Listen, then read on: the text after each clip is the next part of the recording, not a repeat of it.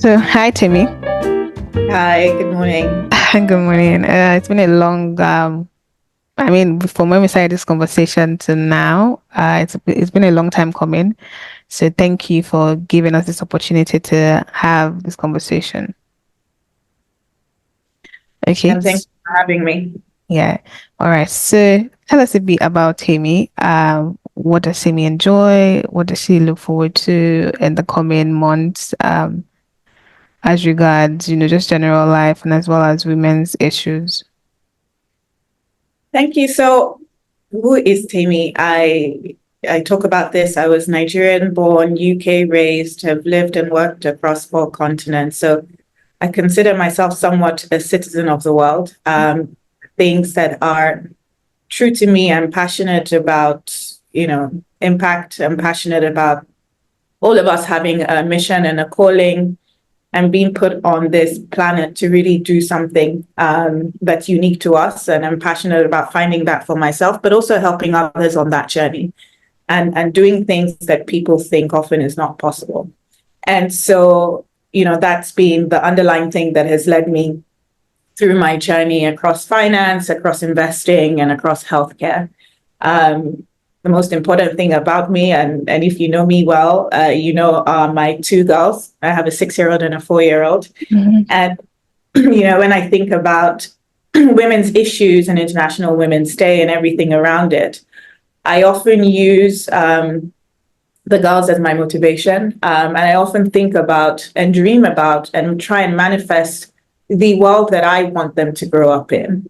And for me, that is a world in which they are uninhibited and they are liberated to live their full potential, to believe that they can be anything they want to be. If you ask my 6-year-old, she'll tell you she wants to be the queen of rock. And I say, why not? Yeah. Um, and it's about, I always talk about the Kamala Harris speech in which she said it's important to dream with ambition and lead with conviction and see yourself in a way that others may not see you because they've not seen it before. Mm. And I think while women have made a lot of progress, we still have a lot of progress to make. And it's incumbent on those of us in leadership and those of us striving to do things differently to give hope and to give inspiration to a generation of women and girls coming behind us to show that just because you haven't seen it before doesn't mean it can't be done. And that's really, what I'm focused on and what I try and use my platforms to do.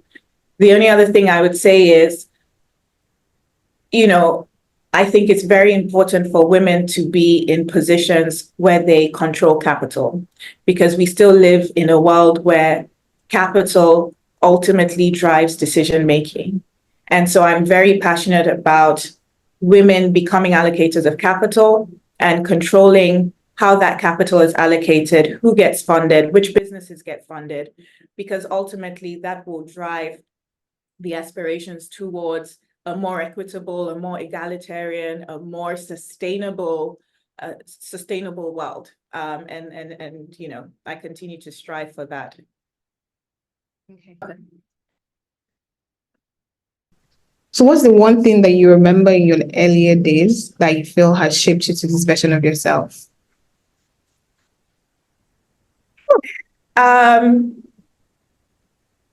So, as I said before, I was born in Nigeria, born in Lagos in Okpebi, and then at a very young age moved to the UK. And so that was sort of straddling different worlds. My father is half German, my mother is Wari and Bayelsa, and my father is half Yoruba, half German. And so from a young age, I had to sort of embrace different identities and different cultures. And, as a child, it was a childhood of constant adventure, finding yourself in different places and new experiences. But, one of the things that it did for me was I never felt like I quite fully belonged in one place, which, in some ways people could look at as a disadvantage in terms of struggling with identity. But I don't think I ever had an identity struggle. I actually just felt that I was made up of so many identities, so many influences, so many cultures, and I use that to craft a personal identity of who is Temi. And I think that's something that has stayed with me because it forced me to forge sort of a strong personal sense of self that wasn't based on specific dogmas or specific traditions or specific labels. And it's made me also be a bit more, I would say, risk taking in terms of when it comes to breaking status quo, seeing different perspectives. And I think this is an identity and experience, the lived experience that I've taken into different walks of life. And it just means that sort of when I'm at the table, there's a perspective that's unique that I can bring based on, my lived experience and the different sort of cultural influences that go through me. And so that's a trait that is very important to me. And I think as I think to how it applies to young girls, often we see ourselves based on how society labels us or society views us. And I think one of the things that I always try and say is, you're not a label, and you don't try and fit yourself into a mold that society has given you. It is really incumbent on you to dream and believe in what you're capable of, and let that be the guiding factor and let that be the definer. I mean, I remember when I was trying to break into private equity and they said, well, of course, you'd be in investor relations or you'd be in sales. And I said, well, actually, I don't want to do sales. I want to do deals. And I remember someone, one of the partners said, but you'd be a distraction on the deal side. You should just be on the road talking to investors. I said, but that's not actually what I like to do. And it took a lot of convincing for them to even give me my first break into the deals side. And, I could have easily said, okay, well, because you think I look a certain way, this should be the course of my career. But I was very steadfast about, actually, no, I want to do transactions and that's what I'm passionate about. And I stuck to my guns, and, I'm glad that I did, because, I've made I've made a career for myself doing what I fundamentally love. And I haven't allowed people's perception of me or perception of what people that look like me or sound like me should do drive my decision making. So I think that's a strong sense of self and a willingness to define what you want in the world and not allow the world to define you is a trait that I've taken throughout my life. Yeah. Have you ever felt, so I see that you have you mentioned that you felt like you have different cultures to assimilate, just by, being born into different types of what you might call it, let's say tribes or nationality, right? And I feel like I want to know, have you ever felt like an outsider, right? Not even at a younger age, but even now as it is in the current industry that you're in? Yeah, it's a good question. I think yes, all the time, if I'm honest. And in some ways, it's very well documented that a lot of women have imposter syndrome. And so there's some situations where you walk into the room and either you're the only Black person in the room or you're the only female in the room. And so there's that natural tendency to feel that imposter syndrome and feel like an outsider. And it can be very destabilizing because you start going down the questions in your head. Do I deserve to be here? Should I be here? If I speak up, will they see that I'm not supposed to be here? So absolutely, and it's something that I've dealt with throughout my career. But at the same time, I've been very intentional about not allowing that internal self-talk to distract you. The fact that you are in a room is because you've earned the right to be in that room. Mm-hmm. And for me, I always focused on performance, so delivering the best work that I can do. So by the time I'm called into certain rooms, there's no question as to why I'm in that room. I've earned it. And I allow my results to speak for themselves. And so I think when you are someone that is focused on your craft your art, the results of the work that you do, and you focus on creating exceptional work, then that helps to calm the voices and the naysayers, and which is often, by the way, the voices in your head are often louder than people around you, because most people are too distracted by their own worlds to really care, but it's what we tell ourselves. And so for me, it's always like, focus on the results, focus on why you're there, focus on the message that you want to deliver, as opposed to the perceptions of you. And I think that helps then alleviate some of the concerns around imposter syndromes, of feeling like an outsider. And then you focus on what is the unique, how am I differentiated, and how is this outsider status an advantage for me? You know, a lot of women say, yes, you know, I'm the only woman in the room. And I'm like, I've now started to see that's an advantage. People remember you, for starters. So you don't just blend into the sea of, you know, other people. And as a woman, there's so much more there's a richer fabric that you can weave into any discussion. And so for me, it's, how do you leverage what can be perceived as a disadvantage to actually an advantage? And I keep focus, okay, what's the positive? What's the positive? Because in every situation you have both sides of the coin. And I think more often than not, we focus on the negative. And I'm constantly thinking, how do you take that negative into that positive? How do you transform what can be perceived as a disadvantage into an advantage, and lean into that advantage? And then most importantly, how do you control the self-talk to make sure that you are focusing on the message you're trying to deliver, regardless of how people perceive you and whether they feel you should be at the table or not? And ultimately, over time, your results speak for themselves. And so you don't have to justify yourself to anyone. So I'm curious to know, have you ever actually had like an encounter where somebody says to your face that, what are you doing here? Are you supposed to be here? Right? And what was your response like? I've had many. I don't even know which one to, you know, I've had many. Yeah. And one of the things that I've developed over time is a sense of humor. So when I first moved to Nigeria, because I guess of the German side in me, I was very black and white. And I really didn't have a sense of humor. I really took myself very seriously and took everyone around me very seriously. And after I had a few of these incidents, I started realizing, actually, this thing is not that serious. You're able to have fun with it. So one example was, you know, I was trying to find land for a development. And I was leading the team. And at the time, I was in my late 20s. And, you know, I was engaging different landowners across the state to try and really structure that transaction. And there was one meeting where, you know, I walked in with my team, and the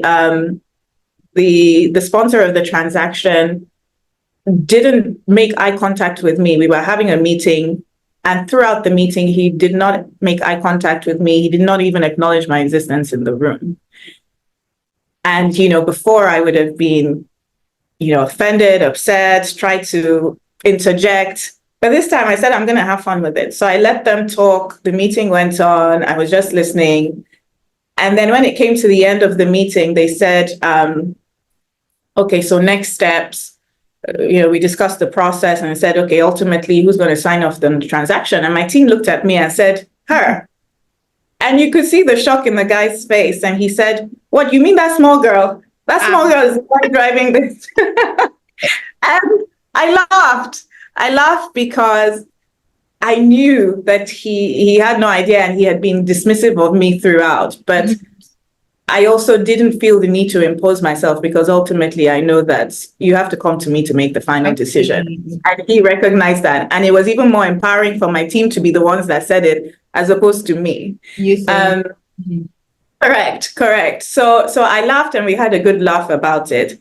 And there's been so many of those things, even on, you know, in public listed board meetings where, you know, they'll say, Oyibo, you know, Oyibo, what are you doing here? So I think the thing that has helped me get through it is a strong sense of what I bring to the table, but also a sense of humor to say, it is not my problem. It is not my problem. It's actually a you problem. Yeah. And maybe it's because you haven't seen this before. And so I'm here to enlighten you that actually women can be in these positions and women can do these things. And hopefully you will learn through your interactions and experience with me to not be so judgmental or not be so dismissive of other women when you interact with them. And it's taken me time to get here, but there's always new encounters. So sometimes I look forward to them and just look for the humor in them. Okay. So would you say that, I mean, what would you attribute your success to in your career? Would you say it's just this ability to assimilate to situations and, do the best that you can do in that situation? What would you attribute it to? And of course, your sense of humor. What's the word? Yeah. I think, as I think through my career, and people always say, I think it's a Steve Jobs quote where he talks about connecting the dots backwards. And you look at people that have achieved a certain level of success in life, and it just looks so linear and so easy. And when I look at my career, I mean, the one thing that is clear is it's been marked by crises. Yeah. There's always been one crisis after the other. I started my career at Goldman Sachs 3 weeks before Lehman Brothers imploded, and in the middle of the global financial crisis. Trying to break into private equity, I faced resistance. I've been part of institutions that have gone from billions in valuation to zero. Wow. And I would say, if I think of what has helped me get to where I am today, and I still have a long way to go, it is tenacity and grit. I don't know many leaders that have just had a smooth sailing linear path towards their goals and objectives, but it's the ability to really dig deep and stay in the game, even when it feels like everything is working against you, even when it feels like there's no way forward. Finding that inner conviction and the support system to just continue to fight and to continue to stay in the game. One of my favorite speeches, and I would really encourage everyone to go and listen to it, is Roosevelt's The Man in the Arena, which he basically says that it's better to have tried and failed than not to have tried at all. So the person that dares is the person that ultimately wins. And then, when I was watching the Grammys, Jay-Z's acceptance speech, where he talks about just keep showing up, keep showing up. You have to keep showing up until you start to get the accolades you feel you deserve, until they call you a chairman, until they call you a genius. And I think that's the one thing that I've done. I just keep showing up. And, I remember when I was trying to build the hospital in Lagos, the number of people that said, "What are you doing?" Like, this is healthcare. This is a large project. You want to do this in Lagos? How? And then COVID hit, and then NSARS hit, and we just kept getting one hit after the other. And so many times, I said, there's other things, easier things to be doing with my time and my life. But it was that sense of, you know what? I truly believe that access to quality healthcare is a fundamental human right. And if a nation cannot provide their citizens as at a minimum that, then how can we even call ourselves a real nation? And it was that belief that just kept saying, look, we just have to see this thing through to the end. And you keep showing up and you keep showing up. And then, when it comes to cutting the ribbons, everyone tells the stories and the success stories. But those people who saw those 3-4 years of it took to bring that to market, really understand that success and failure is usually just a matter of that tenacity and grit to keep going, because most people end up quitting before they see the successes. And the people that really sort of reap the benefits are the people who stay the course, no matter how hard that course gets. And I see that in entrepreneurship all the time. When we think about the kind of teams we want to back, it is about, does the founder have a mission that is beyond themselves? Or if it's just about making you wealthier, then quite frankly, we're not interested. But if you have a mission, a calling that you believe you are trying to achieve, that is to try and solve a problem that's bigger than yourself, that's one. But the other thing is, do you have tenacity and grit? Because the founder's journey, the entrepreneurial journey, you've seen all those memes where they show you all the ups and downs and oops you take. And if you don't have that tenacity and grit to see it through, you never will. And so, I would say that's something that I encourage, and it can be learned. So it's a muscle that you can build over time by not quitting, So yeah, that's what I would say. Okay. So thank you. We're gonna all right. Okay. So as someone who has navigated the tech scene, can you tell, us what are some of your most valuable lessons you've learned from your successes as well as your challenges? So my interest in tech was really ignited during my 2-year period at Stanford, at the GSB, studying for my MBA. And sort of being in the Silicon Valley and what is considered to be the nucleus of the innovation, the world of innovation, and all the amazing things that have come out of the Valley, I saw firsthand how powerful technology was. And when we think about it from a continental perspective, it was also clear to me that technology will be integral in Africa as a continent, closing the gap, bridging the gap between where it is today and the rest of the world. And so while sort of my career was on a trajectory that was, traditional private equity buyouts, and not necessarily funding businesses that were tech related, I felt it was important to be a stakeholder and a catalyst in the tech ecosystem. And so that's what led me on my journey in 2015 to start investing in tech. And initially it was more of a hobby. And so I, formed a syndicate with Tayo Viosu, who was also at the founder of Paga, a very good friend of mine and someone that I have a lot of respect for, and who has been a pioneer in the tech industry on the continent. And the idea was, how do we provide access to our networks in Silicon Valley to the African tech opportunity set? And so we made a number of investments together, and it's been a great journey. That then sort of morphed into, okay, so we're deploying our own capital. We're now deploying capital alongside our network.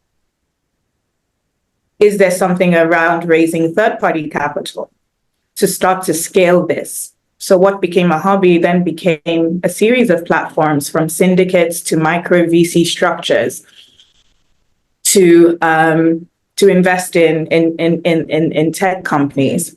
And it's been a phenomenal journey, seeing the evolution of the tech industry, seeing the growth of funding that has come onto the continent, and seeing the maturation of founders coming out of of Africa. And we've had many success stories over the last decade, I would say. But I think we still have clearly a long way to go. Yeah. So the recent correction that we've seen in tech globally has been an important one. And I think we're still going through it, and we don't know when we will come out of this cycle. Mm-hmm. But I do think it's been healthy for the African tech ecosystem because it's forced both investors and founders to really be focused on building healthy, sustainable businesses that are solving real problems and not getting carried away in this markup valuation game that where people were throwing money at ridiculous valuations for companies that were not really actually, they weren't even actually companies. And it just became almost like pass the potato, whoever can give it away fastest and throw money at it at a higher valuation. It just didn't make sense, and it was ultimately going to end in tears. And so while it's difficult, and we have a lot of portfolio companies that, are going through challenges, in the sense like the rest of the industry is, because it's a very difficult macroeconomic environment, it has forced a differentiation of who's really in this game to do this and who's just in for a quick buck. And it's also provided opportunities for investors, in terms of attractive entry valuation points for investors and for companies that are doing well to capture market share. And so all in all, I'm really optimistic about where the tech industry is. I think this is a healthy correction that will make us much more stronger. I mean, we've seen funding grow from 277 million in 2015 to at the peak over 4.7 billion in 2023. It's one of the fastest growing technology ecosystems in the world. And we haven't even scratched the surface. What I would say is where everyone's focus now is on how do you crystallize exits? And that's been a big challenge on the continent and continues to be a big challenge because for someone like me who comes from an institutional capital background where we mobilize and deploy capital at scale, my question is always, how do you scale this? When do we get to a point where venture capital is institutionalized on the continent so we can start to attract large institutional money instead of just these micro VC structures that exist on the continent? And I think in order to do that, we as an ecosystem have to show investors now that not only can we absorb the capital, but we can also return the capital. Because if you're not back, why should I keep giving you? And so there's a lot of focus of investors working with founders to think through this exit story, and whether that's through what we're seeing now, which is more M&A and more consolidation plays with larger, well-funded tech companies acquiring smaller companies, global expansion stories. We continue to wait for the IPO markets to start to open again and hope that, this window provides an opportunity to really showcase some of our best companies to a global audience. I think that's where a lot of the work is and a lot of the work will be. But one thing I do want to say is, when I spend a lot of time speaking about the African tech ecosystem and the African opportunity generally to investors in the US or people who don't necessarily understand the opportunity set. And what I always say to them is, these founders, these entrepreneurs are building these amazing businesses despite the circumstances because we don't have the enabling environment. Power continues to be an issue. FX continues to be an issue. Human capital continues to be an issue. And if amongst all those challenges, you can still see the degree of ingenuity and grit and tenacity that comes out of the ecosystem, just imagine when we finally get the macro and the politics right. the kind of potential that is latent and exists on the continent. And that's ultimately what, we're focused on unleashing. And whether that's through capital, whether that's through mentorship, whether that's through providing access through our networks, it's all about how do we help these founders create the enabling environment in a very tough environment to encourage them and enable them to scale. Mm-hmm. And then once we've sufficiently de-risked it, how do we bring in, larger capital behind us? And I think there are just some really amazing stories and case studies coming out of the continent. And I think one of the things we probably need to do better is telling our own story, telling our own success stories, providing that narrative to the world. Mm-hmm. When I talk about my first investment, and this is not tech, but it speaks to the point. It was in a fertilizer company in Nigeria, and we put a large sum of money into it.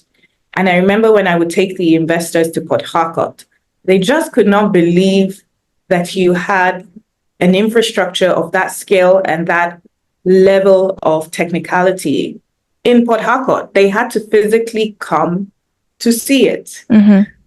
Today, it's one of the biggest fertilizer companies on the continent. It's putting manufacturers in China out of business. I mean, it is serving the sort of African market, but also global markets. And it comes out of South Eleme, in Port Harcourt. And these are the case stories. These are the things that, I'm focused on doing so we can show the world that it can be done. Mm-hmm. And it can be done straight out of here. Okay. So what's one of your stories, or what's one of the impacts that you've done that's really close to your heart, right? Maybe a startup that you've invested in or mentored, or something that you're really, if you were to pick one, which one would it be? You mean on the technology side, on the startup side? Even just generally, as like, even for this specific example that you gave us for investing in a fertilizer business, just something that is impact, like, is something that you're really proud of. Yeah, look, I think anyone that's watched my journey, for me, I would always talk about the hospital. Yeah, And good. why I do talk about that is because, because healthcare is just so central to everybody's lives. Old, young, rich, poor, we all will need healthcare and hospitals at some point.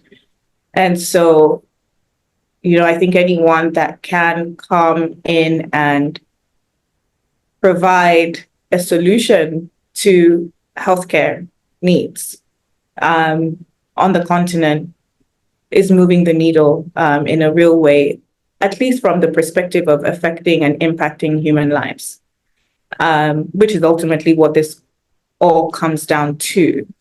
And so I think from that perspective, being able to bring into existence something that didn't exist before, that shows us what world-class can look like, at least from an infrastructure perspective.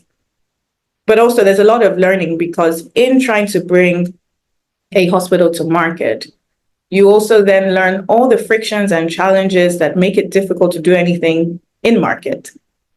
And that can be the challenges around import and export, the challenges around human capacity and human capital.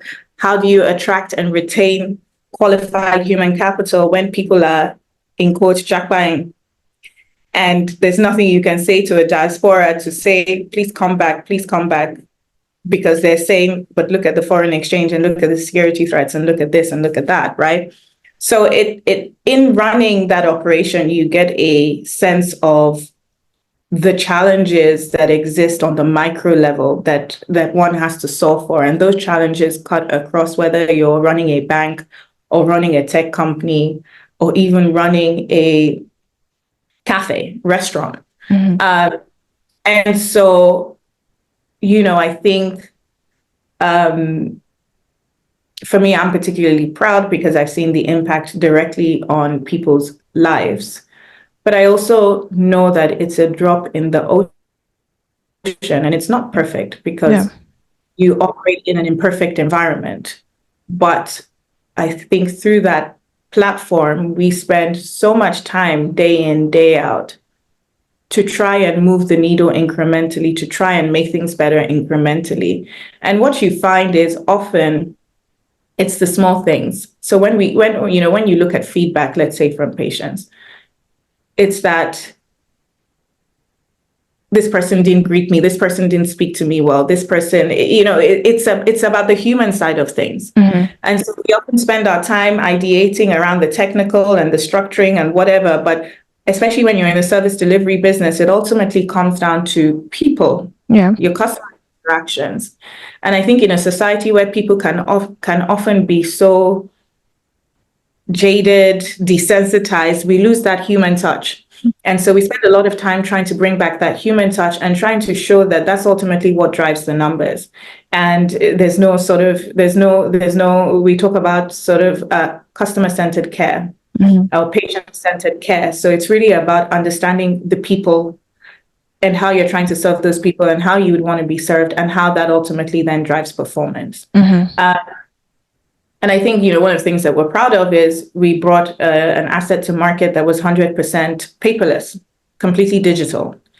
And, it's not a small feat.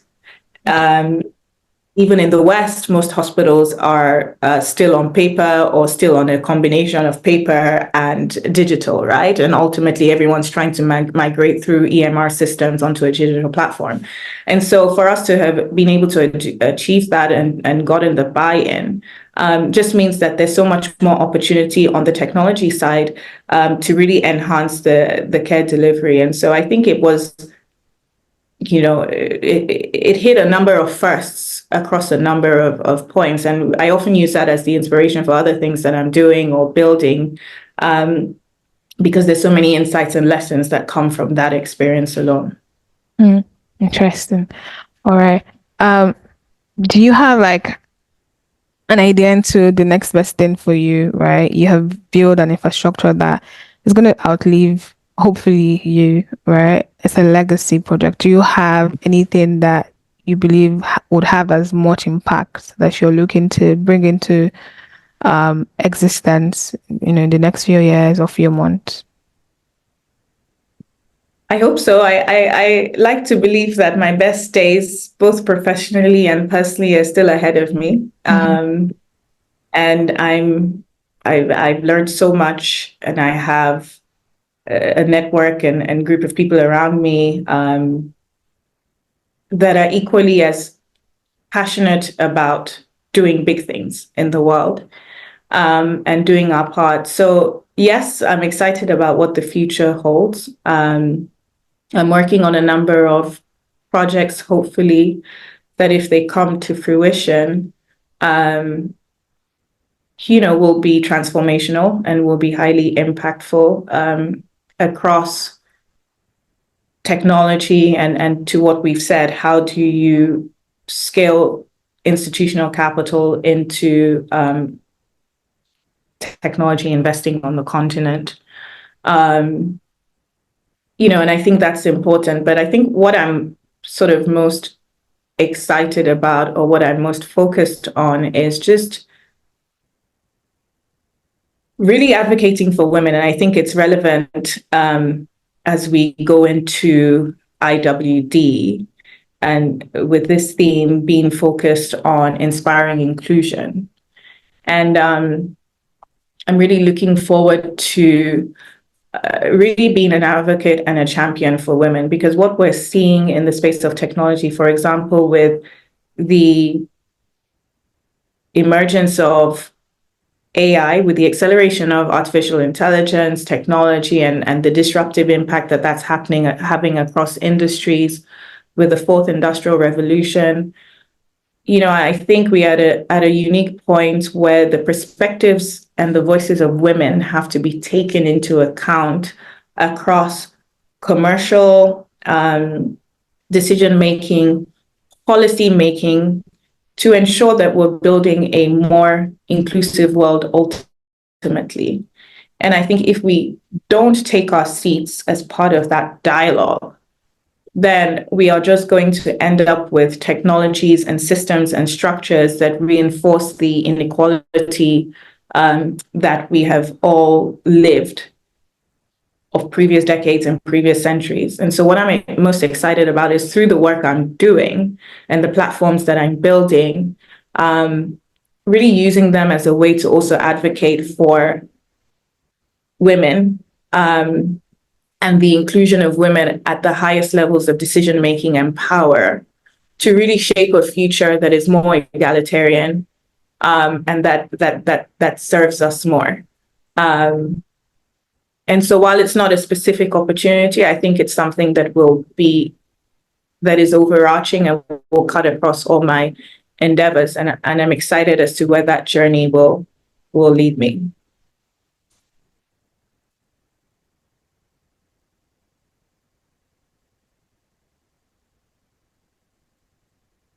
Well, how do you find the balance, to balance demands of a successful career in the tech industry with your personal life, and what habits or routines have helped you maintain that balance? Oh, it's a good question. So I think I've spent a lot of time thinking about this concept of balance, and whether women can have it all. So thriving, successful family, being a great mother, being a great executive or founder or business leader. And my view of the concept of balance and having it all is the realist in me tells me that in life there are always trade-offs. And life is actually a series of trade-offs, especially once you get to being an adult. Mm-hmm. And so the notion of trying to maintain balance is difficult because it means that I'm never really giving enough of myself to any one thing. And so I've sort of reframed that for myself in the sense that I'm focused on being very present at any given point in time and being very intentional about what trade-off I am making at that point in time. Mm-hmm. So in my mind, we trade off work for leisure, we trade off money for meaning, we trade off for productivity for peace of mind, we trade off, it goes on. And so for me, I'm very clear today or in this moment, it's about my kids. And I will dedicate myself to being present for them. And that means you can't reach me, and that means I'm off grid because this is my focus. And in a few hours, that may shift and it becomes something else. You may call me and say, you need me to get on a plane in 24 hours to be somewhere for something. And I will say, okay, kids are fine. I have the right support system around me to look after them. And so now for the next 24 hours, my focus is on this thing that I want to achieve. And so redefining success and balance in that sense has just helped me not feel like at every point in time I'm trying to keep all the balls, juggled in the head. But it's to say, I'm very intentional about what my priorities are. I know there will be trade-offs required. I'm very clear on what trade-offs I'm willing to make and what I'm not. And I'm very intentional about being present in every moment. And channeling my energies into the things that I'm focused on. And so that has helped. I mean, obviously having a support system is key because no family, no person is an island unto themselves. So, I'm thankful for the support system that I do have to enable me to do what I need to do. But yes, I think intentionality around the concept of prioritization and trade-offs, and committing and dedicating yourself to the mission at hand is what I found as a way to sort of live authentically and live in balance, even though it may not look like it holistically, but live in a balance that makes sense for me. Okay. So when you're not working, when you're not taking care of your kids, what do you enjoy doing? I love to travel. Mm-hmm. I love to travel. But I'm sort of cheating because most of my travel also has a work angle. But Exactly. yes, but I'm blessed that work also takes me to amazing places. I'm there's a very creative side to me that I haven't been able to tap into because I've just been in this world of finance, and so that's something that I'm now focusing on. For example, writing. I love to write. And so I'm looking at some projects with kids. The good thing about kids is they force you to be a kid in a way, again, in some ways. And so, I looking at projects with the girls where, we can do stuff together, and it also gives me a creative outlet. I used to paint, I used to draw, and so, finding time for my art. I used to play the piano, so finding time for my music, and just channeling my creativity out in the world in a way that I haven't done before because I've just been stuck in the numbers. And I think in life, sort of, sometimes you need both. So those are the things that I very much enjoy doing, and I'm looking forward to creating more time and space to do in the next chapter. Okay. So I think we're coming to the last bits of this interview. So I'm gonna ask more women related questions. So like a woman related question in regards to the end of or key strategies for women to build and grow their investment portfolios or even their experience in tech when it comes to building companies and creating something in the tech ecosystem.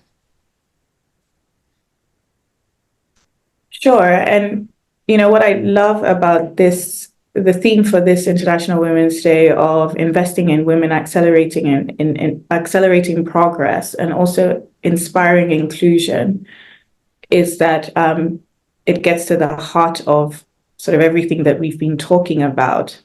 We live in a world where women do 2/3 of the work, yet receive less than 10% of its income and own just 1% of its means of production. So that tells you that women, while driving a lot of the work, are not receiving the upside, quite frankly. And we know the benefits of gender inclusion are well documented. So we're not approaching this from, oh, it's a nice thing to do, or it's the right thing to do. It's a business imperative. According to certain reports, there's at least $700 billion revenue opportunity from better serving women customers. And so I think organizations are now starting to understand that it's actually a commercial imperative. This is not just CSR. And so by virtue of my background and my journey, I am very much a big believer in the role of investing and investment as a path to financial freedom. And I am very much a proponent and advocate for women in investing, and women controlling, as I mentioned, and allocating capital. Because the other thing that's very well documented is people invest in trust people that look and sound like them. And we've talked about, the outsider issue. And we know that biases are real in the world, which is why, less than 2% of funded businesses are founded by women. It just shouldn't be the case in this day and age where women are graduating at the same rate out of the best schools in the world and going ahead to build, businesses and enterprises. And so when I think about what is the solution for this, the solution is for more women to be deploying capital. So we can be determinants and we can determine how that capital is allocated, who gets funded, what kind of businesses, products, and services get built in the world. And so, one of the challenges that we had raising our micro VC fund was we were proactively trying to get more female LPs, more female investors, because we do have a cohort that focuses on female founders, and specifically female founders that are building female tech products, femtech products, often in health, but also could be in other avenues. And we just couldn't get enough female LPs around the table. And it's not that they're not women sitting on capital, but they haven't been exposed perhaps to the opportunity set. And so I spend a lot of time interacting and engaging with female groups. And I say, look, my first piece of advice is it doesn't matter if you have 1K to invest or 100K to invest, just start from somewhere. I remember my first check that I wrote, I'm even too embarrassed to say how much I wrote. And it's not really about the amount, it's about getting your foot in the door. It's about the process. And, thank God I've significantly scaled from there. But start early, start now, start with whatever you have. And there are platforms, great platforms like AngelList and other platforms that enable you to pool your capital as a collective. So now you're not just talking about your 1K, you can scale that as a collective to make a meaningful investment. And that's how we started one of our micro VC, of our VC funds. It was really the partners just investing their money and saying, okay, let's pull this together. We can be more impactful if we do this together rather than doing it in silos. That has scaled since then. So I think it's important that women are having these discussions, that you're starting as soon as you can with whatever amount you can, that you join into communities that can help you expand your impact as a step into that journey of investing.